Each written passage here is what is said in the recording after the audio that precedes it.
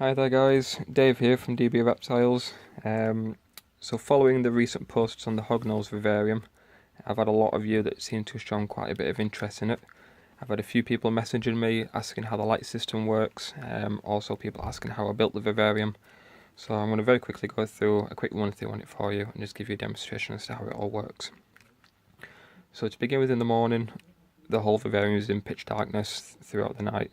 Come 7 o'clock or so, it comes onto the setting that you see now, which is a little bit more of a moonlight setting. As the sun rises, the light in the vivarium gets a little bit brighter, so it goes from the setting that you see now through to the setting that you can now see, kind of simulating the fact that when the light rises, the sun comes with it and the heat comes with it as well. Following the setting that you currently see, it goes into a little bit more of a clouded kind of hidden sun kind of setting. At this point here, the heat bulbs also begin to kick in, the temperature gradually begins to warm up. During the course of the day, their basking spot in that back corner usually sits at about 90 to 95 degrees Fahrenheit, and the cool end over here in the bottom left usually sits down at about 70 degrees Fahrenheit. Following the next stage, as the sun comes up, the heat bulbs will also kick in. And at this point here, you can see the basking spot becomes a lot more intense. So above this vivarium, the vivarium sat inside a vivarium, there is a heat bulb which is casting down. This stays on throughout the day until maybe 8 o'clock at night. With the LED system that I'm using, it also allows me to mimic the fact when the sun might disappear behind the clouds. So at certain intervals in the day, I can have it become a little bit more cloudy. This might happen maybe 3 or 4 times a day, and then it will come back on into a full sunny thing. There is another system on this which I can do with the lighting, which I'm going to show you in a moment, but just to give you a quick rundown on the actual vivarium itself, it is just an Exoterra. If you've been following me on Instagram or on Facebook, then you can see a couple of photographs as to step by step as to how I built it. Rock-wise, it was firstly built using expanding foam. This was then covered in grout to kind of give it a rough yet kind of evenly covered texture. This was then given another layer of grout after that one had dried, and whilst that one was still wet, I have things like calcium sand, silver sand, some coir, and a little bit of gravel kind of stuck to it as well, so it kind of breaks up that bathroom look, if you like. Decoration wise, in the back corner we've got some sandstone, some nice flat pieces which are stacked up. The hognoses will sit on this on bask. I do have pictures of them basking on this. They'll also tuck themselves underneath it, and that whole vivarium is covered in tunnels and tunnels and tunnels. They've only been in there a couple of days, and it looks like the London Underground in there.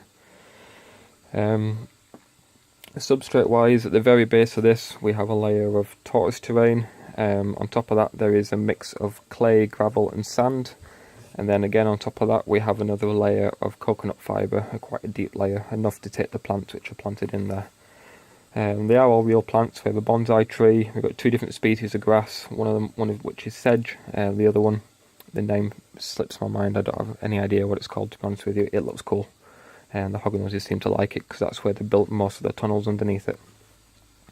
The backgrounds that you can see is coconut fibre matting, the same as what you see in poison dart frog vibs. Prior to this being set up for hognoses, it did house a water snake, so this was a hole done up as a tropical setup with, I say tropical, more of a European setup if you like, with a pond and everything in there as well. The hognoses are in there currently. I have no idea where, I can't see any of them. They were out prior to filming, so clearly they're camera shy. Another option, or say another feature which I have with this vivarium, which is something I quite like, is the use of a desktop fan. This was purchased from a shop called Mankind, or any other gadget shop sells them as well. This is mounted up in the top corner of the vivarium, and this comes on 3 or 4 times a day, and that's on a timer as well into a plug. So just to give you a demonstration, I'll turn that on and you can get an indication as to how that works and as to why it works.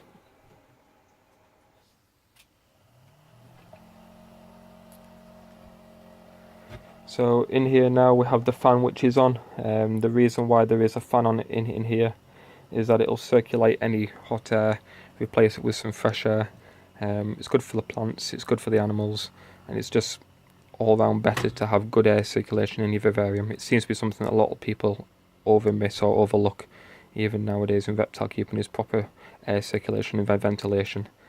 So this comes on maybe 3 or 4 times a day, stays on for half an hour, circulates all the warm air. It also drifts around that basking spot temperature as well. So one thing I have noticed unintentionally whilst I've been making it is that when that fan's on, the basking spot actually shifts from that top corner to a little bit lower down, usually down here somewhere. So there's a few photographs and a few videos of one of the hognoses that takes the opportunity of sitting down there in that nice warm head breeze, a little bit like sitting in front of a hairdryer. Another feature which is on here, for those of you that don't know, during the middle of the year out in the wild, these guys will experience thunderstorms and rain clouds. So that's something which we can stimulate as well, which I'm going to have to shut the doors to show you, because we don't want water getting out everywhere. So we can leave the wind on, it's a little bit more natural for them. We have a thunder setting onto here, and we also have a rain setting. So I'll just plug the rain system in and I'll give you a demonstration as to how this works for you as well.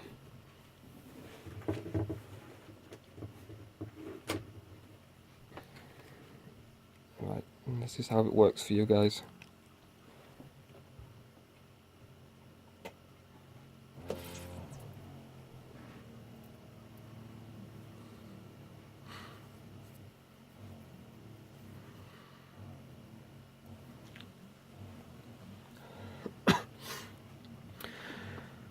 So as you can see, the rain machine, it doesn't come on for long at all. It's a bit sporadic. It comes on for maybe 20 seconds at a time. The rain machine is currently low on water, otherwise it would still be spraying. Following this process, when it's actually finished spraying for the time that it does, the lightning will disappear into an overcast setting again.